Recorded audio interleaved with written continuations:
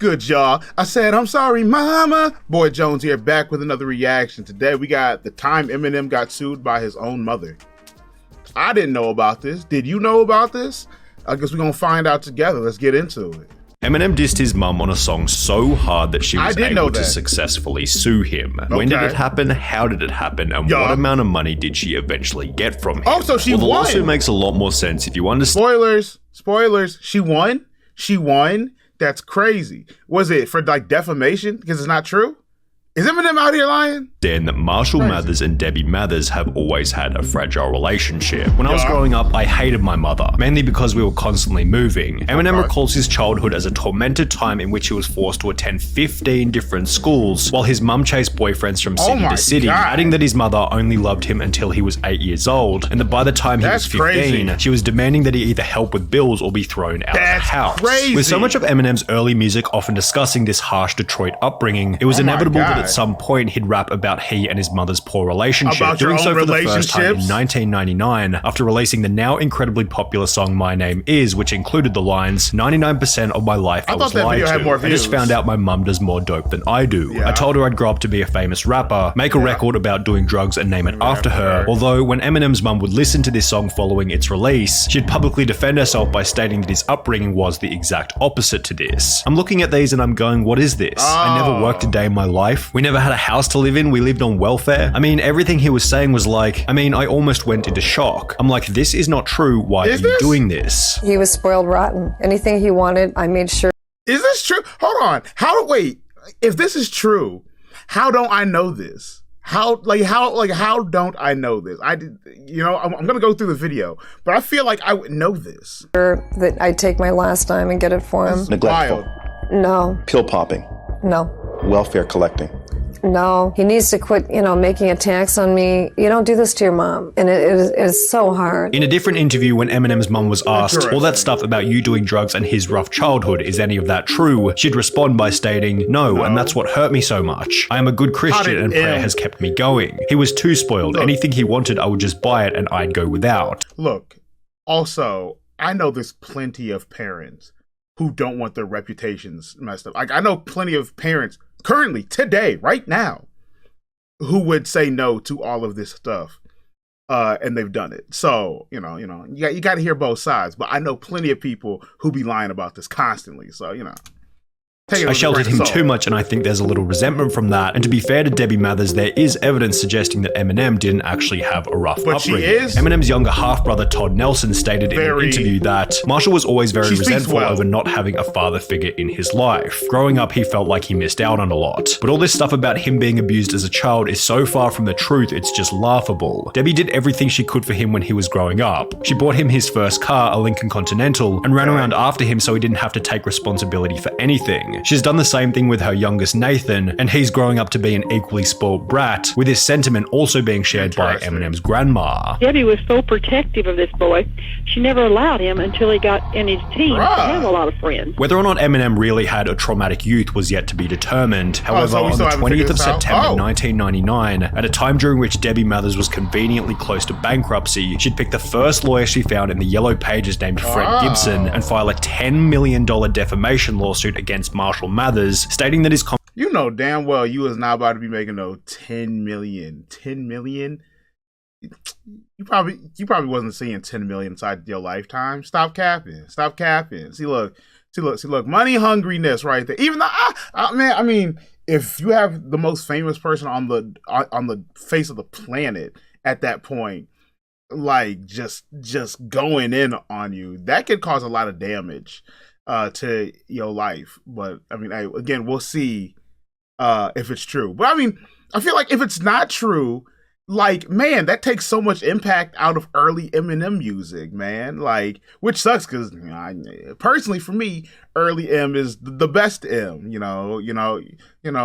Like Chopper M is cool, but early M is really where it's at, though. comments had caused various forms of emotional distress, including diminished self-esteem, humiliation, sleepless nights, harm to her credit rating, and even the loss of her mobile home. When you can't go to the mall for being spit on and being called, you disgusting pig, it's sad because people are passing judgment by listening to Marshall songs. However, the filing of this lawsuit only led Eminem's mum to receive even more backlash. Going back to the interview with Eminem's half-brother, he'd state that after filing the lawsuit, Eminem's mum became the most hated woman in Detroit. Debbie can't go out anywhere in Detroit without being recognized, and normally it ends up with her being abused or attacked. She's had everything from eggs thrown at her to cigarette butts flicked at her. She got so fed up with people cursing or staring at her that she'll only do her shopping in the middle of the night. It's a terrible way to live, and nobody deserves what she's been through. When Marshall himself learned of the lawsuit, he unsurprisingly called his mother in a fit of rage. However, in the public eye, Eminem was able to remain cool, calm, and collected, stating that he simply expected the lawsuit. My mum is a lawsuit queen. All her life she has sued people. That's how she makes money. When I was 5, she had a job on the cash register at a store that sold chips and soda. Other than that, I don't remember her working a day in her life. While Eminem's lawyer would come forward stating that the lawsuit will only be dealt with through legal channels, Eminem seemed to have a different idea as he began to use the situation as fuel for new lyrics. The lawsuit didn't stop him when he got hit with a lawsuit.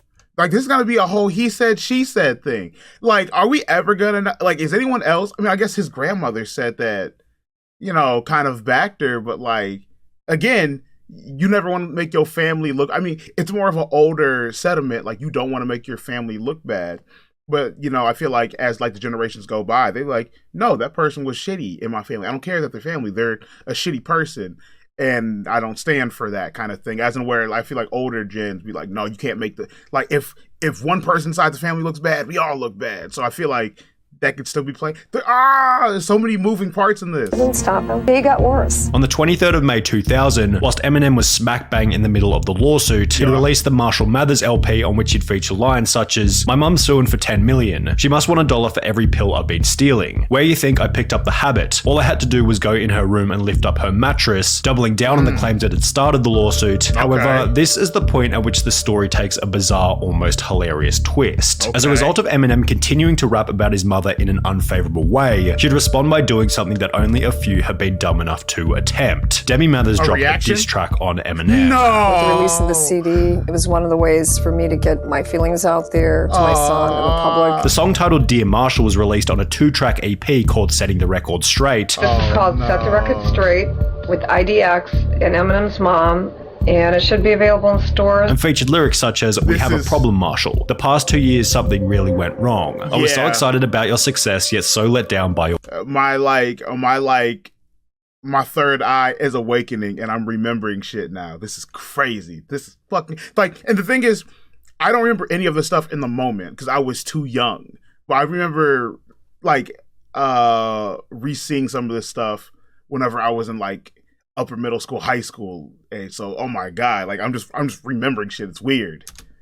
Your betrayal. Will the real Marshall Mathers please stand up and take responsibility for his actions? It includes the telltale line, "Marshall, we have a problem." And to set the record straight on that lawsuit, Debbie hasn't dropped the suit, but as we said, she is working on a settlement. With Eminem now having a fair bit of pressure on him from the media, Debbie Mathers reduced the lawsuit amount from $10 million to $2 million with the goal of reaching a settlement. However, perhaps as a partial result of his mother's diss track, Eminem rejected the $2 million settlement request, instead stating that he'd rather pay his attorneys $100,000 just to make sure that she doesn't get a dime. Although while Eminem wasn't ready to give up $2 million that easily, Debbie seemed to have theorized another method to earn this money. Shortly after having her $2 million settlement rejected, she'd announced that she was writing a tell-all book about her and Marshall's upbringing titled My Son Marshall, My Son Eminem. After seeing her book announcement as another cash grab based on his fame, Eminem would escalate the conflict further by stating, "If I could go back in time, I'd probably go back to the day I was born and kill my mother as soon as she had me," also releasing another brutal song titled Cleaning Out My Closet, in which Eminem can be seen digging a grave for his mother in the music video, while scrapping lyrics such as, "Look at me now, I bet you're probably sick of me now. Ain't you mama, I'ma make you look ridiculous now." However, while this was the approach which taken by Eminem publicly, his mother explained that behind the scenes, he was on the phone begging her to end the conflict, having stated, "All I want for my birthday, for Father's Day, for Christmas, for all the other holidays is for you to drop the lawsuit." And it seemed like after this phone call, Debbie was potentially going to drop the case.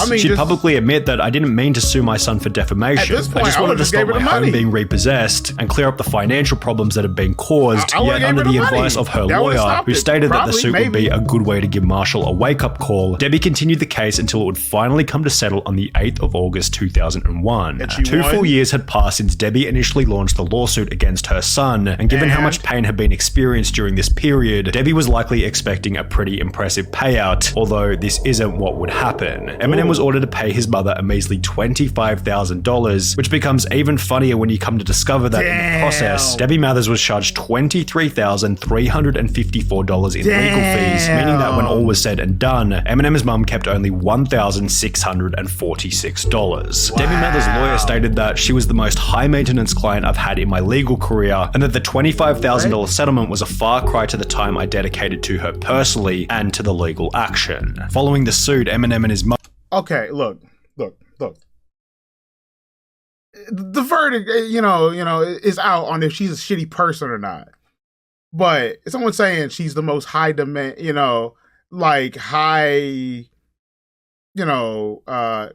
demanding client, you're going up against fucking Eminem. I don't think that's an easy task. I don't think there's a lot going on here. There's a lot going on here. So regardless of her being shitty, this is a pretty crazy case. You can't lie, okay? But I guess that can be taken either way. But yeah. Mother wouldn't speak to each other for years. We don't really speak. When was the last time you talked? It's probably been a couple of years, probably about 3, maybe 4 years, something like that. In an interview from 2010, Marshall stated that he didn't even know where his mum was living and that it'd be very hard to repair that relationship. However, in 2014, Eminem released the song Headlights as an apology to Debbie, explaining that he was sorry for all the things he had said about her in the past. Interesting. Wait. So I remember that. But I'm going to assume no, because this thing doesn't end with it. But do they ever clear up that? Are you sorry about the stuff that you said? But is it true? Are you sorry that you aired her out publicly? Whatever, that should have stayed within the family? Or are you sorry for lying about the things that you said about your mom? I don't think we'll ever get a clear answer on this. But man, again, if it's not true, that really takes a lot of impact out of old songs. If Eminem's just being whiny about it, that's crazy. I'm still listening to him because we don't know what the answer is, but hey, that's how it be, baby. But yeah, I hope y'all enjoyed this one. I'm gonna go. I got more coming out, so I'll see ya. See ya.